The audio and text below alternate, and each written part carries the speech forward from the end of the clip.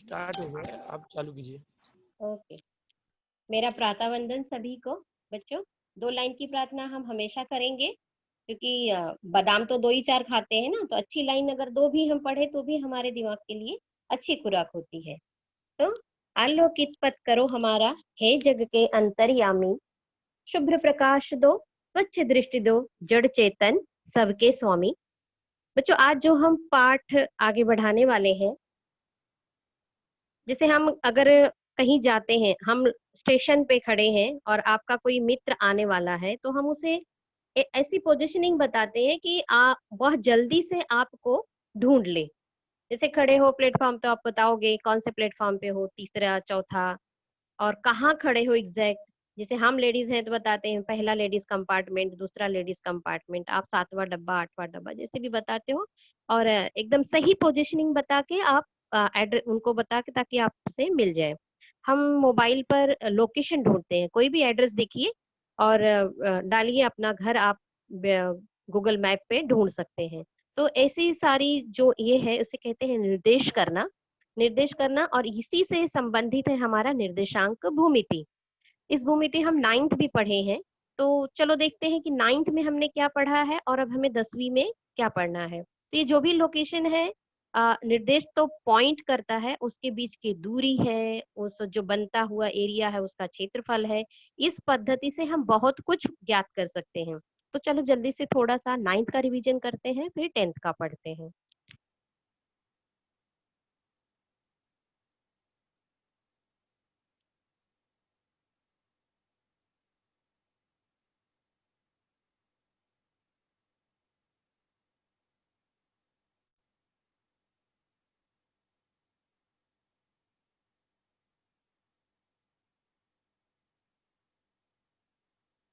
ये है, आपने देखा होगा कि चतुर्थांश, हम अपने एक प्रतल में एक पेपर यानी कि एक प्रतल है वो, और इस प्रतल पर प्रतल क्या होता है आपने थोड़ा देखा होगा कि जैसे हमारे घर में हमारे दीवार 3 होती हैं, ऊपर होती है, नीचे और आमने सामने, वैसे 3 प्रतल। तो अभी फिलहाल हम एक प्रतल पर है, यानी हमारा एक पेज है आपके सामने, और इसी पेज पर हमने, इसे कहते हैं कार्टेशियन निर्देशांक पद्धति भी कहते हैं।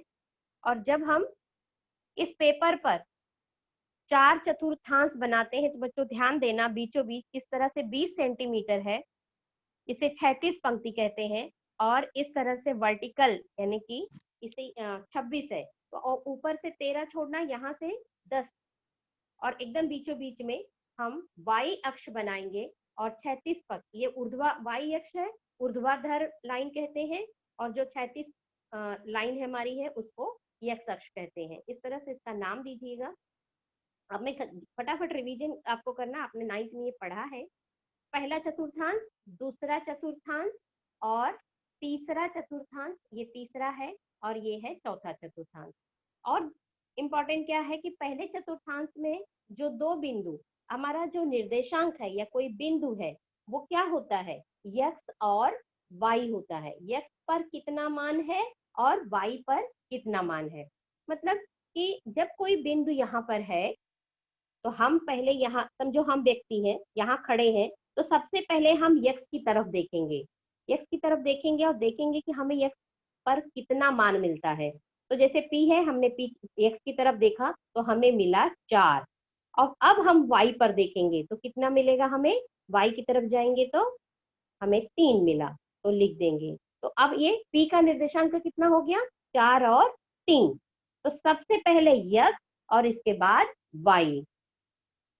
अब पहले, अब यहाँ पर ये भी हमने देखा है कि दाहिनी तरफ सभी धनात्मक होते हैं और बाईं तरफ सभी अंक ऋणात्मक होते हैं। वाई अक्ष पर ऊपर की तरफ धनात्मक, नीचे की तरफ ऋणात्मक।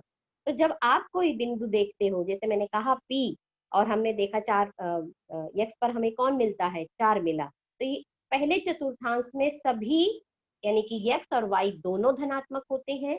दूसरे में ऋण यानी कि यक्स ऋणात्मक और वाई धनात्मक। वो कैसे मिलते हैं देखो, क्योंकि हम सबसे पहले कहाँ आते हैं, यक्स पर आते हैं। जैसे मेरा ये बिंदु क्यू है, हम पहले यक्स पर आएंगे, तो यक्स पे हमें कौन मिलता है, -2 मिला।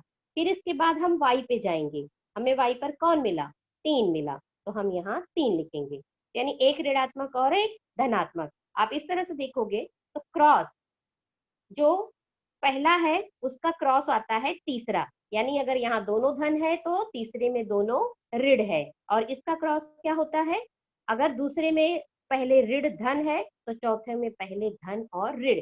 उल्टा क्रॉस मतलब उल्टा, बिल्कुल उल्टा होगा, पहले का उल्टा तीसरा चतुर्थांश है, दूसरे का बिल्कुल उल्टा चौथा चतुर्थांश है। इस तरह से आप याद रख सकते हो। इसके बाद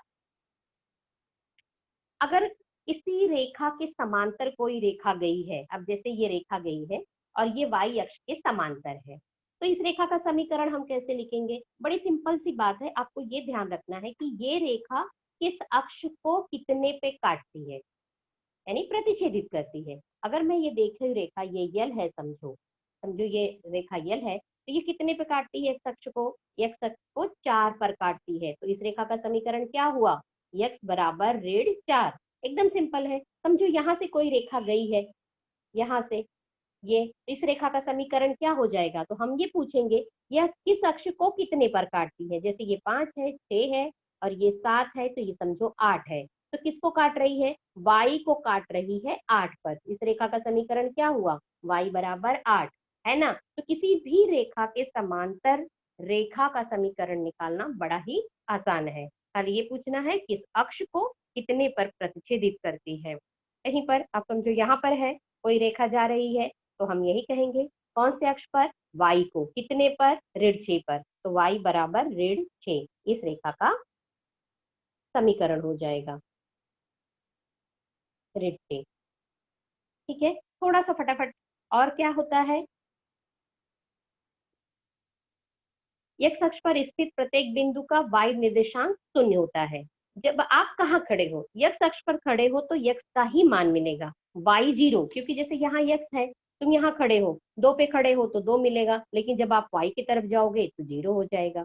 4 खड़े होते और y पे अगर खड़े हो तो y का मान समझो यहाँ है 3 मिलेगा, लेकिन x पे जाओगे तो 0 मिलेगा। तो जिस अक्ष पे खड़े रहोगे या कोई बिंदु जिस अक्ष पर होती है उसका मान मिलता है और दूसरे का मान 0 होता है।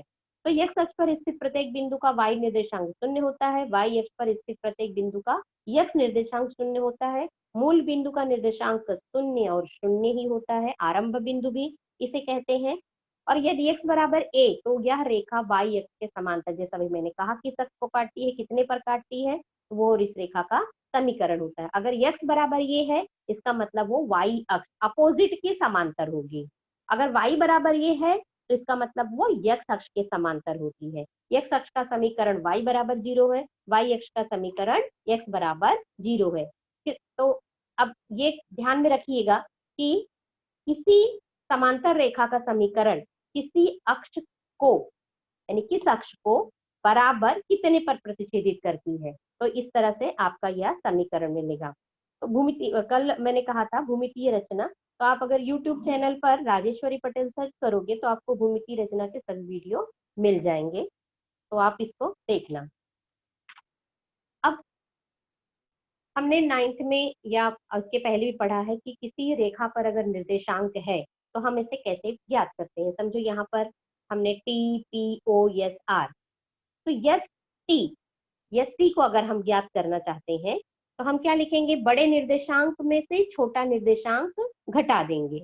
अब हम देखते हैं कि यस कितना है? 2 है, और टी कितना है? 3, ऋण 3। बच्चों यहाँ संख्या जो है निर्देशांक के रूप में हम पहचानते हैं, तो यस का निर्देशांक 2 है, टी का निर्देशांक ऋण 3 है। अब इसमें से हमें ये ज्ञात करना है कौन बड़ा है कौन छोटा है, तो हमेशा ऋणात्मक संख्या छोटी होती है और धनात्मक बड़ी होती है। तो 2 बड़ा है और ऋण 3 छोटा है, तो हम बड़े निर्देशांक में से घटाएंगे, घटाना तो लिखना ही लिखना है, फिर क्या घटाएंगे? छोटा निर्देशांक। और अगर ऋणात्मक है तो आप उसको ब्रैकेट में अवश्य लिखोगे, नहीं तो थोड़ी सी गलती होने का चांस होता है। तो आप जब भी ऋणात्मक संख्या होगा आप उसको ब्रैकेट में लिखोगे। तो 2 और ऋण का गुणा करते हैं तो धन हो गया, तो 2 धन 3, अगर हम डिस्टेंस यस टी निकालें तो हमें मिलता है 5। जैसे हमने एक रेखा, इसे पूर्णांक संख्या कहते हैं, वैसे ही अब हमें क्या करना है कि दो रेखाओं को, यानी कि ऊर्ध्वाधर y अक्ष पर और x अक्ष पर ऐसे दो निर्देशांकों को हमें अंतर ज्ञात करना होगा, तब जाके हमें दूरी मिलेगी, यानी किसी दो बिंदु की दूरी हमें ज्ञात होगी। तो इसमें भी है आरंभ बिंदु का निर्देशांक 0 है। अगर कोई बिंदु P है हमारे चतुर्थांश में x और y, तो O से P की दूरी इस ग्राफ पर, हम जो यहाँ O है तो ही O है और यहाँ कोई P है, तो O से P की दूरी क्या हो जाएगी, कर्णी में x square plus y square, ये हो जाएगा डिस्टेंस। अब हम दो अक्षों की बात कर रहे हैं, तो डिस्टेंस O से P तक, यानी आरंभ बिंदु से P की दूरी हो जाएगी कर्णी में x square plus y square. और यहाँ पर अगर हम अब आगे बढ़ते हुए हमें देखते हैं कि दूरी सूत्र, यानी कि अगर P एक बिंदु है उसका निर्देशांक x1 और y1, Q कोई बिंदु है उसका निर्देशांक x2 y2 है, तो दोनों एक ही प्रतल में होगी, जैसे एक ही पेज पर होगा, कोई दो पेज पर नहीं है, खड़े पेज और ऐसे नहीं, तो आपको ये खाली ध्यान रखना कि एक ही प्रतल यानी एक ही पेज पर है। तो हमारी दूरी सूत्र से डिस्टेंस P टू Q यानी P से Q की दूरी होगी कर्णी में x निर्देशांकों का अंतर का वर्ग धन y निर्देशांकों का अंतर का वर्ग। तो जो अब यहाँ पर ये है कि अगर आप x2 माइनस x1 लिखते हो तो यहाँ भी y2 माइनस y1 लिखोगे, और अगर x1 से शुरुआत करते हो तो x1 माइनस x2 और यहाँ पर भी फिर y1, यानी अगर आप x1 से शुरुआत करोगे तो y1 ही लोगे, अगर x2 शुरू करते हो तो y2 लोगे, क्योंकि निर्देशांकों का अंतर ही लेना होता है, तो ये दोनों में से कोई भी आप ले सकते हो। और अगर हम कर्णी हटाने की बात करें तो कर्णी कब हटेगी, जब हम उनका वर्ग कर देंगे। तो दोनों पक्षों का अगर हम यहाँ पर वर्ग करते हैं तो डिस्टेंस यानी पी क्यू एक रेख होगा, तो पी क्यू का वर्ग बराबर x1 माइनस x2 का वर्ग प्लस y1 माइनस y2 का वर्ग। तो ये है हमारा दूरी सूत्र, और दूरी सूत्र की उपयोग करके हम आज 5.1 का सवाल हल करेंगे। बच्चों किताब में 8 एग्जाम्पल्स, यस 8 एग्जाम्पल्स दिए हुए हैं और बहुत अच्छे से सरल किया हुआ है, आप उसको जरूर देखिएगा और उसकी सहायता से आप जो नहीं समझ में आएगा वो सारी चीजें भी आपको आ जाएगी। तो चलो बढ़ते हैं, हम बिंदुओं के बीच की दूरी ज्ञात करना है। हमारा 5.1 का पहला सवाल है, ए दिया हुआ है, दो बिंदु दिए हैं, उन दोनों बिंदु के बीच की दूरी ज्ञात करनी है। तो ए का निर्देशांक है 2 3 और बी का निर्देशांक है 4 1। तो हम जैसे जानते हैं कि पहले x का मान होता है बाद में y का, तो हम हल करते हैं। माना a बिंदु 2 3 इसका यानी कि x1 है और y1 है, b 4 1 यानी x2 और y2 है। पहले इस शुरुआत में ही हमें लिखना होगा, तो इसका मतलब क्या हुआ, हम इसकी अगर कंपेयर करेंगे तो हमें क्या मिला, x1 बराबर 2 y1 बराबर 3 और b में x2 बराबर 4 y2 बराबर 1 हमने लिख दिया। और दूरी सूत्र द्वारा हम दूरी का सूत्र लिखेंगे, डिस्टेंस a टू b यानी a से b की दूरी कर्णी में x2, ज्यादा करके प्रैक्टिस हर बच्चों का x2 से शुरू होता है, तो मैंने भी x2 ही लिया है। आप अपनी प्रैक्टिस पे ध्यान दीजिएगा कि आप क्या ध्यान रख रहे हो, x2 ले रहे हो या x1, दोनों भी सही होता है।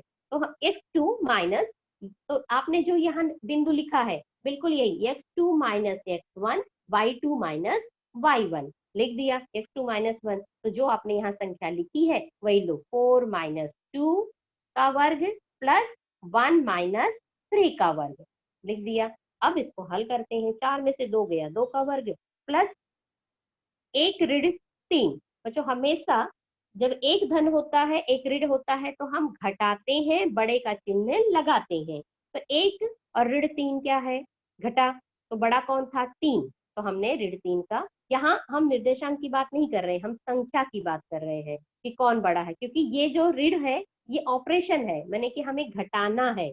जब हम निर्देशांक में बात करते हैं छोटा बड़ा, तब वह निर्देशांक होता है संख्या, मतलब वो उस साइन के साथ ही माना जाता है। अगर -3 उसका निर्देशांक है तो उस p का निर्देशांक -3 पूरा माना जाएगा, तब हम छोटा और बड़ा करते हैं। लेकिन यहाँ पर हम छोटा बड़ा संख्या कह रहे हैं कि एक संख्या है और 3 संख्या है, उनके बीच में ऑपरेशन है घटाना, तो इसलिए मैं कह रही हूँ कि बड़े का चिन्ह लगाते हैं।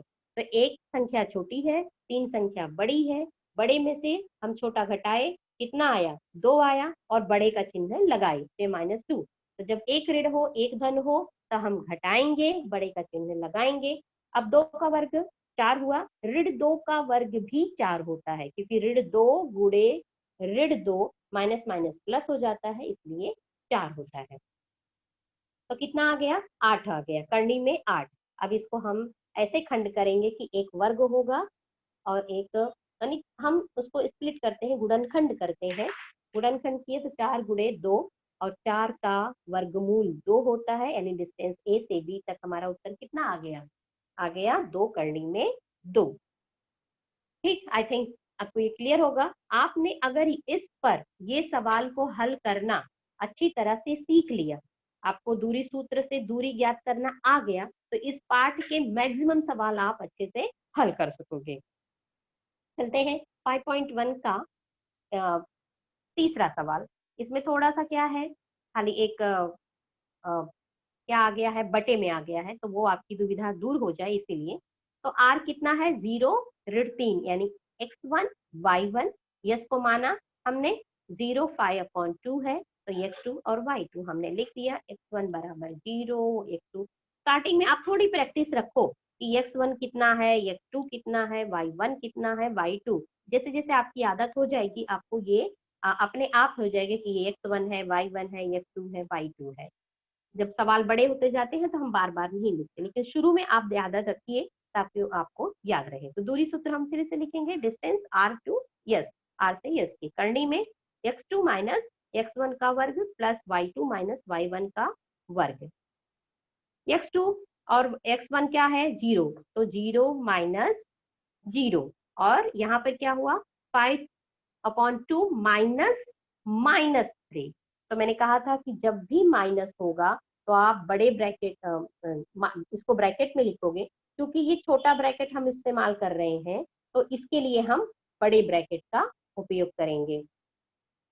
तो 0 में से 0 गया तो 0 हो गया, उसका वर्ग भी 0 हो गया। हमारा मेन कैलकुलेशन यहाँ पर आता है, तो 5/2 और माइनस का गुणा हो गया, ये ब्रैकेट है ना, तो माइनस के बाहर है और यहाँ पर माइनस है, तो ये दोनों माइनस का गुणा हो गया, तो हो जाएगा धन, माइनस और माइनस का गुणा धन हो जाता है।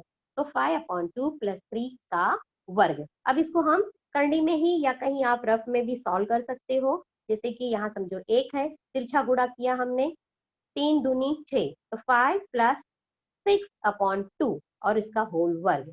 हमने 11, 5 और 6 11 हो गए, 11/2 और पूरा वर्ग है। और जब किसी संख्या का वर्ग हो जाता है और करनी हो रहती है, वर्ग आते ही करनी हट जाती है किसी भी संख्या में। अगर समझो यहाँ 5 का वर्ग है, तो वर्ग आया तो करनी अपने आप हट जाएगी, इसका उत्तर 5 आ जाएगा। और इसीलिए आपको करनी हटाना है तो आप वर्ग करते हो, यानी आप वर्ग अंदर हो या वर्ग बाहर हो तो आपकी करनी हट जाएगी। ठीक है, तो ये हुआ 5.1 का पहला और दूसरा सवाल। अब आगे बढ़ते हैं हम 5.1 के दूसरे का पहला सवाल। हमें क्या देखना है, जांच करनी है कि यह रेखा एक रेखीय है या नहीं। एक रेखीय मतलब हम जैसे जानते हैं एक ही रेखा पर है या नहीं। एक ही रेखा, जैसे ये एक ही रेखा पर, एक ही रेखा पर कोई संख्या अगर समझो ए बी सी, एक ही रेखा पर कब होंगे, जब A B plus B C बराबर हो ए सी। तो हम क्या लिखेंगे, A B plus B C अगर बराबर है ए सी के, तो हम कहेंगे कि ए बी सी एक ही रेखा पर है। तो आपको तीनों का निर्देशांक दिया है, तो आपको क्या करना है, ए बी निकालना है, बी सी निकालना है और ए सी। फिर देखना है कि क्या दो छोटे, इसमें क्या होता है, हमें पता नहीं होता कौन सी रेखाखंड को हमें जोड़ना है, तो हमारा फोकस ये होना चाहिए, हम 3 रेखाखंड यानी कि ये 3 दूरी सूत्र से तीनों का मान निकालेंगे। इसके बाद दो छोटे जो होंगे उनको जोड़ेंगे और सबसे बड़े के साथ उसकी तुलना करेंगे, देखेंगे क्या यह बराबर है। अगर बराबर होता है तो वो एक रेखीय है, अगर बराबर नहीं है तो वो एक रेखीय नहीं है। तो क्या इंपॉर्टेंट है, आपको इनके दूरी सूत्र से इन रेखाखंडों का मान निकालना। तो चलो चलते हैं।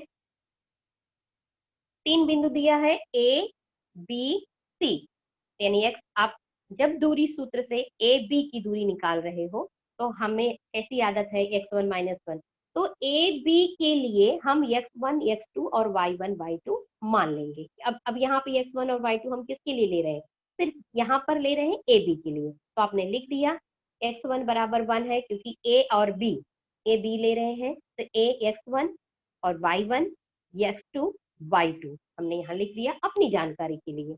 और फिर इसके बाद सूत्र लिखा, सूत्र में मान हमने रखा, मान रखते ही अब 2 में से 1 गया तो 1 का वर्ग, फिर हमारी संख्या देखिए ऋणात्मक आई। जब भी ऋणात्मक हो आप क्या करोगे, बड़ा ब्रैकेट स्टार्ट करोगे और जो ऋणात्मक संख्याएं हैं उनको ब्रैकेट में लिखोगे। ठीक है, तो बड़ा ब्रैकेट -3 और बड़ा ब्रैकेट का वर्ग बन, तो -3। और अब यहाँ पर 2 में से 1 गया तो 1, यहाँ -5 है और ये माइनस और ये माइनस का गुणा हो गया। यहाँ बच्चों आप अगर माइनस प्लस का गुणा और जोड़, इस कॉन्सेप्ट आपका एकदम क्लियर है तो ये सवाल आपके लिए एकदम सरल होगा।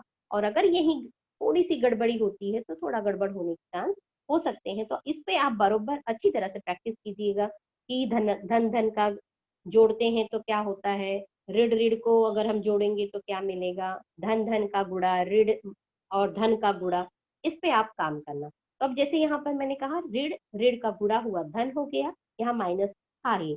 अभी जैसे पहले कहा कि एक ऋण है एक धन है, हम घटाएंगे तो बड़े में से हम छोटी संख्या घटाते हैं, तो 5 में से 3 गया तो 2 और बड़े का चिन्ह लगाते हैं। तो एक धन एक ऋण घटाओ, बड़े का चिन्ह लगाओ। अब ये यहाँ हम ये ऑपरेशन है, ये और इनके साथ का ये चिन्ह माना जाता है। तो 5 के साथ ऋण चिन्ह है, 3 के साथ धन है, एक धन है एक ऋण है, तो हम घटाते हैं। घटाते माने 5 में से 3 घटाते हैं 2 आया, तो बड़ी संख्या के सामने कौन सा चिन्ह है, ऋण है, वही चिन्ह लगाते हैं। तो हम ये याद रखते हैं कि एक धन एक ऋण घटाओ, बड़े का चिन्ह लगाओ। तो लगा दिया। अब ये 1 का वर्ग -2 का वर्ग, 1 का वर्ग 1 + 4 बराबर करने में 5। इसी तरह से हम BC भी निकाल लेंगे। अब BC में भी हर बार वही चीज, BC के लिए हम अपना x1 और y1 अपॉइंट कर लेंगे कि हमारा x1 कौन है, x2 कौन है, y1 कौन है और y2 हम मान रख देंगे, क्योंकि हम BC के लिए BC का मान निकाल रहे हैं। और जैसे ही मान रखोगे, क्योंकि ऋणात्मक है, आपको मैंने बार बार कहा अगर ऋण है तो बड़ा ब्रैकेट स्टार्ट करोगे और जो ऋणात्मक संख्या है उसको छोटे ब्रैकेट में लिखोगे। जैसे लिख दिया -4, यहाँ पे 7, ऋण 5 था ब्रैकेट में लिख दिया। तो अब यहाँ ऋण ऋण, यहाँ कोई गुणा नहीं है, ऋण 4 है ऋण 2 है, ऋण ऋण कुल ऋण हो जाएगा। दो चीजों को हम एक चिन्ह वाले हैं, जैसे 4 धन 4, दो 4 धन 4 समान चिन्ह वाले हैं, समान चिन्ह वालों को हम जोड़ते हैं। क्या करते हैं, आपको क्या याद रखना है, समान चिन्ह वाले को हम जोड़ते हैं।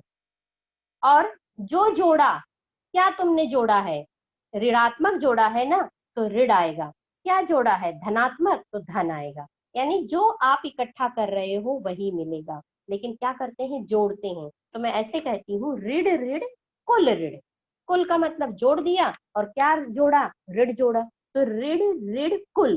4 और 2 कुल कितना हुआ, 6 हुआ, लेकिन दोनों ऋण थे तो ऋण हो। आप जो इकट्ठा करोगे वही तो टोटल होगा। आप अगर एप्पल बटोरने जा रहे हो तो कहीं से 1 किलो लिया, कहीं से 2 किलो लिया, तो आपको कुल क्या मिला, एप्पल ही मिलेगा। तो चाहे वह एक हो चाहे वो, तो आप अगर ऋण ऋण को जोड़ोगे तो ऋण ही मिलेगा, और अगर धन धन को जोड़ोगे तो धन मिलेगा।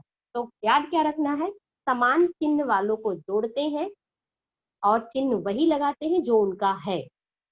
यहाँ ऋण ऋण है तो ऋण ही लगेगा और जुट गया।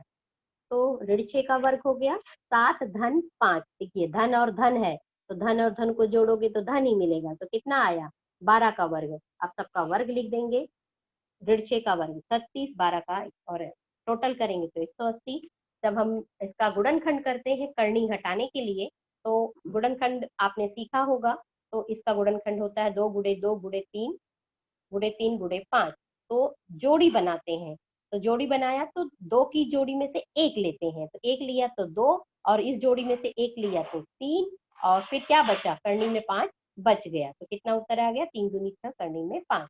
इसी तरह से AC भी निकालेंगे, जैसा हमने से बताया वैसे ही। माइनस और माइनस यहाँ आ गया, माइनस था छोटा ब्रैकेट में लिखा, यहाँ भी माइनस था छोटे ब्रैकेट में लिखा, माइनस माइनस कुल माइनस, और 7 और धन धन कुल धन, तो 10 आ गया, -5 का 25 और 10 का वर्ग 100। इसका उत्तर आ गया 125। इसका भी गुणनखंड करेंगे तो हमें क्या मिलेगा, 25 गुणे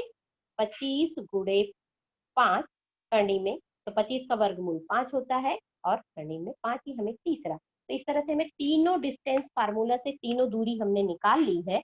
अब दूरी निकालने के बाद BC बराबर सबसे बड़ा हमें कौन सा मिला, 6 करनी में 5, 6 करनी में 5। अब बाकी 2 जो छोटे होंगे उनको जोड़ लेंगे, तो AB और AC को, तो AB हमें मिला था करनी में 5 और AC मिला था 5 करनी में 5। ये इसको हम समझते हैं कि ये कोई चर है, और बेसिक जैसे हम x प्लस 2x जोड़ते हैं तो 3x हो जाता है, वैसे ही तो 1 करनी में 5, 5 करनी में 5 कितना हो गया, 6 करनी में 5। जिसका गुणांक कुछ नहीं होता उसका गुणांक हम 1 मानते हैं, तो ये हो गया 1 और ये 5, 5 और 1 6, 6 करनी में 5। तो अब हमने देखा कि BC बराबर हो गया AB प्लस AC के, यानी दूरी AB का और दूरी AC की दोनों को मिलाने पर हमें दूरी मिली BC। जब एक की दूरी बाकी 2 दूरी की योगफल के बराबर हो जाए तब हम कहते हैं कि वह रेखाखंड तीनों बिंदु एक रेखीय है। जैसा हमने पहले कहा था कि 2 को जोड़ देंगे, जब हमने एक इस तरह से बिंदु हम लेते हैं, ये दोनों की दूरी प्लस ये दोनों की दूरी अगर पूरे के बराबर हो जाए तो हम कहते हैं वो एक रेखीय है। तो आप सबसे बड़ा, जैसे मैंने यहाँ सबसे बड़ा जो आया था 1 करनी में 2, ये हमारा दूसरा आया था पहले। तब हम पहले और तीसरे को जोड़ के देखेंगे क्या 6 करनी में 5 आता है। यस, आ गया। हमने 1 और 3 को जोड़ा तो हमें 6 करने में 5 आ गया, यानी कि दूसरा कथन और पहले और तीसरे को जोड़ने पर हमें बराबर आ गया, तो हम कहेंगे कि यह एक रेखीय बिंदु है। इस तरह से हमने 5.1 के दूसरे का तीसरा सवाल हल कर लिया है। एक बहुत इंपॉर्टेंट सवाल, क्योंकि अभी आप जब हल करोगे तो आप बार बार यही चीज ध्यान दोगे कि आपको दूरी सूत्र अगर आ गई तो आपको सवाल हल करना आ जाएगा। तो 5.1 का तीसरा सवाल है, x अक्ष पर स्थित वह बिंदु ज्ञात करो जो बिंदु A यानी ऋण 3 और 4 और बिंदु B 1 ऋण 4 से समान दूरी पर हो। तो बस थोड़ी थोड़ी छोटी छोटी बातें हमें अभी यहाँ पे x अक्ष पर स्थित है, इसका मतलब जो बिंदु x अक्ष पर स्थित है उसका कुछ तो मान दिया हुआ है। तो हम एक रफ डायग्राम बनाते हैं कि P है, x अक्ष पर स्थित है, जिस अक्ष पर स्थित होता है उसका मान होता है, यानी उसका कुछ ना कुछ तो मान होगा, लेकिन y का मान 0 होगा। यानी कि हमें इस P का भी आधा निर्देशांक पता हो गया, क्या y का मान 0 है और x का कुछ ना कुछ तो मान हमें मिलेगा। तो ये P मिल गया, तो माना P बिंदु है जो x पर स्थित है, ठीक है, और वह समान दूरी पर है, यानी PA और PB अगर हम निकालेंगे दूरी सूत्र से, दूरी सूत्र से PA निकालो और दूरी सूत्र से PB निकालो। अगर इनका अगर नहीं, ये तो दिया ही है, दिया ही है कि इनकी दूरी समान है। अब इनकी दूरी समान है इसका मतलब कि PA बराबर PB। अब हम इसको लिखेंगे और उसमें मान रखेंगे तो हमें x का मान मिल जाएगा। तो हम लिखेंगे कि माना बिंदु P जो x अक्ष पर है उसका निर्देशांक x और y है, क्योंकि ये x अक्ष पर स्थित है। अब हर अपनी बात को एक्सप्लेन करते चले जाइए जैसा भी है, क्योंकि ये x अक्ष पर स्थित है इसीलिए उसका x का मान है और y निर्देशांक 0 होगा। तो ए और समान दूरी पर है वो x अक्ष के, जो P बिंदु है वो समान दूरी पर है, इसका मतलब होता है PA बराबर PB। हमारा पहला कथन हो गया, मान लेंगे इसको हम। और P x अक्ष पर स्थित है इसलिए P का y निर्देशांक 0 होगा, इसलिए P का निर्देशांक क्या हुआ x और 0। अब दूरी सूत्र से हमारा पहला कथन हमने दिया कि पी ए बराबर पी बी है। दूरी सूत्र से दूरी सूत्र लिख देंगे, x माइनस, हमने वहां देखा है x1 और माइनस, अब बार बार हमें आदत हो गई है कि अब ये x1 है और ये y1 है, यहाँ पर pb, इसमें भी ये x1 है और ये y, क्योंकि दो दूरी अलग अलग है। तो x माइनस, हम पहले p को यहाँ पर x1 y1 और यहाँ पर x2 y2 लेते हैं p a के लिए, और यहाँ पर x1 y1 x2 y2 p b के लिए लेते हैं। तो अब हिसाब से अब नाम उसका हम मान रख देंगे x माइनस, और जैसे माइनस आया हम उसको छोटे ब्रैकेट में लिखेंगे, और 0 माइनस 4, और यहाँ पर भी x माइनस, यहाँ पे x माइनस ब्रैकेट में -3, फिर y माइनस 4, यहाँ पर x माइनस 1, 0 माइनस -4, हमने मान रख दिया। जो भी माइनस होगा आप ब्रैकेट में रखोगे। ये इसी चीज को आप में बार बार ध्यान रखना, लिखने की प्रैक्टिस बहुत अच्छे से करना। अगर जरा सा चूंकि लिखने में माइनस और प्लस का तो गलत हो सकता है, तो बहुत अटेंटिव होकर इसको लिखना और ध्यान से। तो माइनस माइनस का गुणा हुआ धन हो गया, यहाँ -4 वर्ग निकाला, और क्योंकि हमें अब करनी हटानी है, क्योंकि करनी से हमारा मान नहीं निकलेगा, तो दोनों पक्षों का हमने क्या किया, वर्ग कर दिया। जैसे ही वर्ग करते हैं करनी हट जाती है, तो क्या मिला हमें, x प्लस 3 का होल वर्ग प्लस 16, यहाँ पे x माइनस 1 का होल वर्ग प्लस 16। अब ये 16 इस पक्ष में भी है, इस पक्ष में भी है, तो 16 16 कट जाएगा, यानी घट जाएगा। तो क्या बचा, x प्लस 3 का होल वर्ग, x माइनस 1 का होल वर्ग। अब हम क्या करेंगे, इसका विस्तार करते हैं।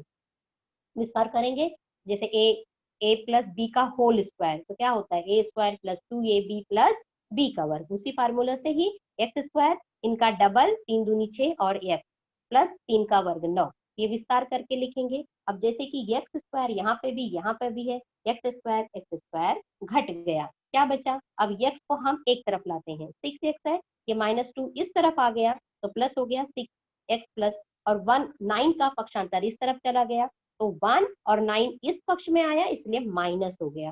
तो कितना मिला, 8x इक्वल टू -8, और x इक्वल टू -8 अपॉन 8, क्योंकि यहाँ पे गुणा था, इधर आ गया भाग हो गया। x का मान हमें कितना मिला, -1, तो p का निर्देशांक क्या हुआ, -1 और 0, यानी x अक्ष पर स्थित उस बिंदु का निर्देशांक -1 और 0 होगा। ये हमारा उत्तर, यही तो पूछा था कि उस p का निर्देशांक निकालो जो x अक्ष पर स्थित है और a और b से समान दूरी पर है। तो समान दूरी पे है, इसलिए p और pb बराबर हुआ। हमने दूरी सूत्र से p और pb को बराबर करके एक इक्वेशन निकाला, और उस इक्वेशन को यानी समीकरण को हमने हल किया, तो x का मान हमें मिल गया। इस तरह से हमने ये सवाल को हल कर लिया।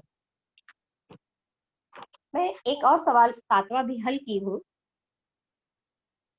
बहुत सिंपल सा है कि यदि यल x और 7 है, यम 1 और 15 है, इनके बीच की दूरी 10 है, दूरी दी हुई है, तो आपको क्या निकालना है, x और यम, x का मान निकालना है, क्योंकि यहाँ x का निर्देशांक नहीं दिया है, y का दिया है, यम का 1 और 15 दोनों दिया, और इनके बीच की दूरी दी है, यानी यल का निर्देशांक ये है और यम का ये है, इनके बीच की दूरी दी हुई है। तो आप दूरी सूत्र से यल यम बराबर जो x1 -1 वही रखोगे, यल यम दिया हुआ है तो हमने लिख दिया। अब हमें करनी हटानी है, करनी हटाओगे यानी दोनों पक्षों का वर्ग करोगे। जैसे ही दोनों पक्ष का वर्ग करते हो आपको समीकरण मिल जाता है।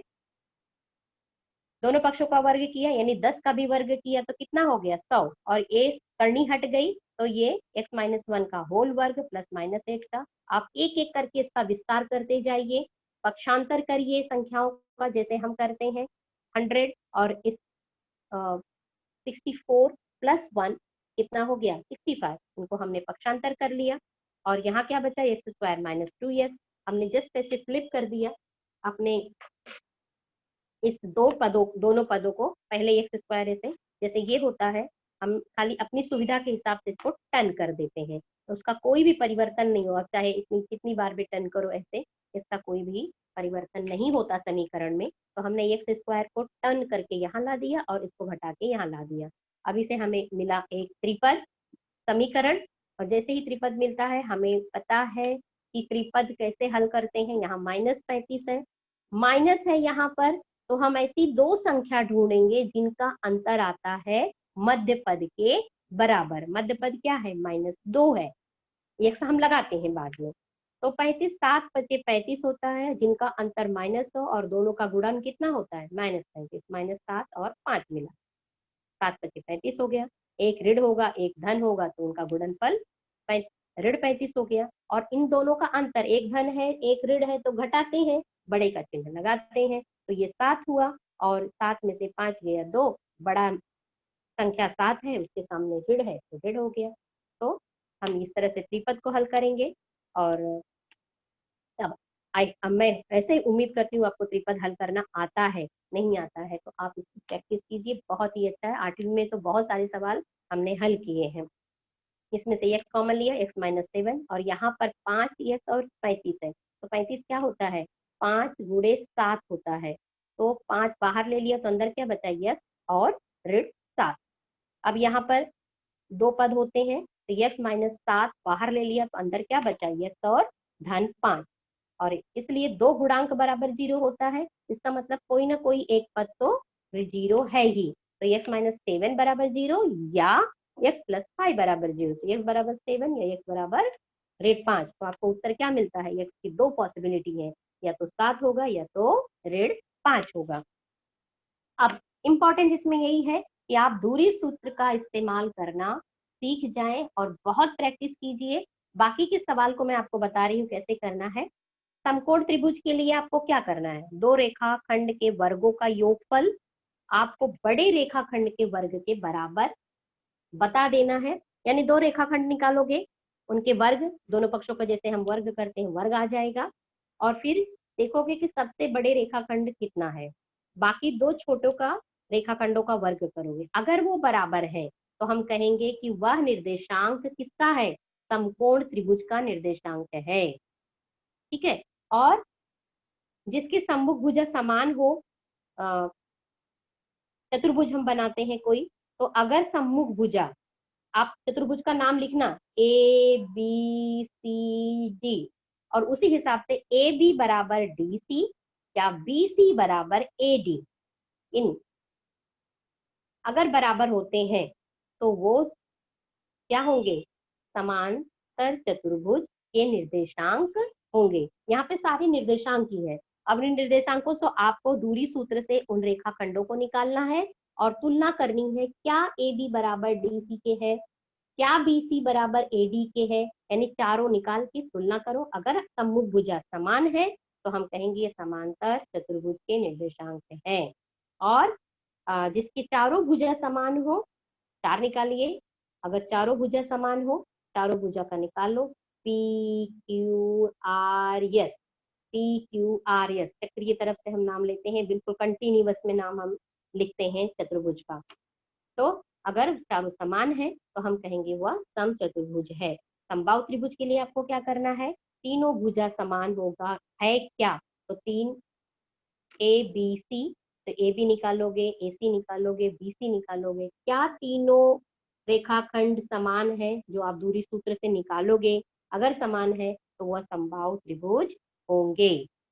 ठीक है। तो इतना, ये सारी जानकारी आपको खुद से करना है, और इस तरह से 5.1 के आपके सारे सवाल हो जाएंगे। तो आपको प्रैक्टिस करना है। होमवर्क में भी आपको 5.1 के सभी जो सवाल बचते हैं वो आपको हल करना है, और जितनी प्रैक्टिस करोगे इसमें उतना ही ज्यादा चीज आपको क्लियर होता जाएगा। तो ठीक है, कुछ प्रश्न है तो पूछो। दिनेश सर? Yes madam. हो गया है? हाथ उठाओ बेटा, जिसको कुछ पूछना है। जिसको कुछ पूछना है हाथ उठाओ बेटा। शिवानी चौरसिया। सर मुझे पहला सवाल चाहिए। पहला सवाल चाहिए? सवाल क्या करोगे? सवाल तो तुम्हें खुद हल करना है। टीचर थी ना, तो मुझे उसको दोबारा सीखना है। अच्छा, सुनो बेटा, आपको अभी ये वीडियो आज आ जाएगा यूट्यूब पर, ठीक है? तो आप वहां से देख लेना। चैनल का लिंक मैंने भेजा हुआ है ग्रुप में, ठीक है? मनीषा कनौजिया।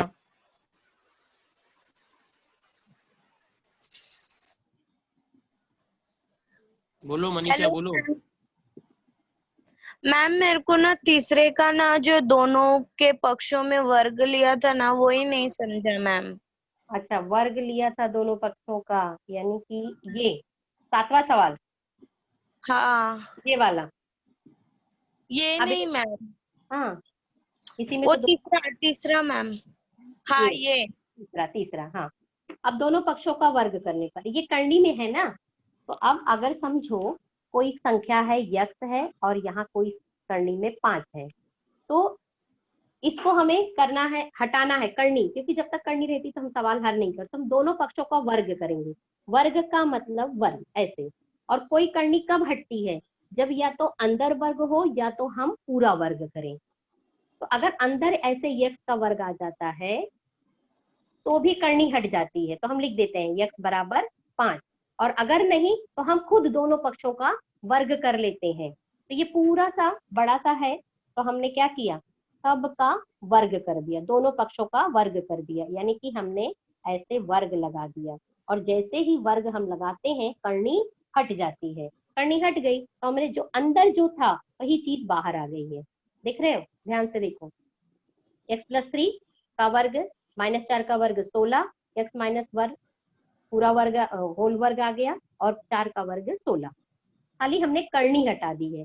तो ये लिखना अनिवार्य होता है कि हम दोनों पक्ष का वर्ग कर रहे हैं। ठीक है, चलो लव कुमार। हेलो टीचर, बोलो। तीसरा सवाल टीचर नहीं समझ में आया। अब थोड़ा, जब तक आप ना इसका दूरी सूत्र की प्रैक्टिस नहीं करोगे तब तक थोड़ा सा कंफ्यूजन रहेगा। आप पहले हल करते जाओ, 5.1 का सवाल दूरी सूत्र निकालते जाओ, धीरे धीरे आपको क्लियर होगा। अच्छा ठीक है टीचर। और सिस्टमेटिक लिखो, माइनस प्लस जैसा बता रही हूँ, एकदम सिस्टमेटिक, छोटे ब्रैकेट का इस्तेमाल करना, बड़े ब्रैकेट का इस्तेमाल करना। आप स्क्रीनशॉट तो ले ही रहे होगे मेरे ख्याल से सवाल को, तो जैसे मैंने लिखा है वैसे ही। और 8 सवाल किताब में बहुत अच्छे से हल करके दिया हुआ है, वो भी देखो आप लोग। बेबी चौरसिया।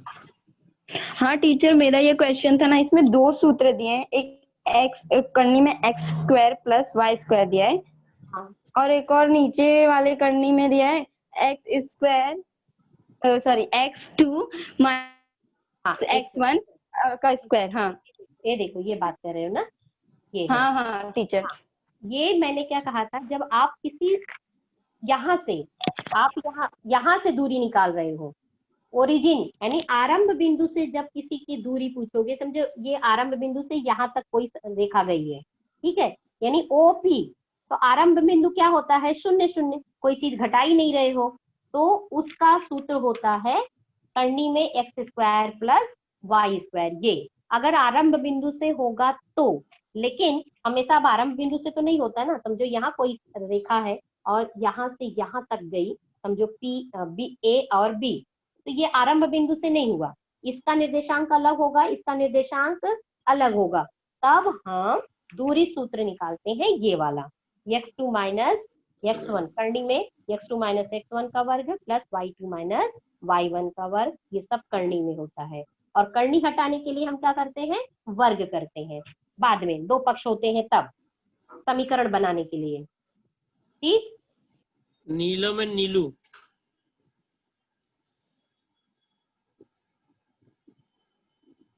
माइक चालू करो नीलम।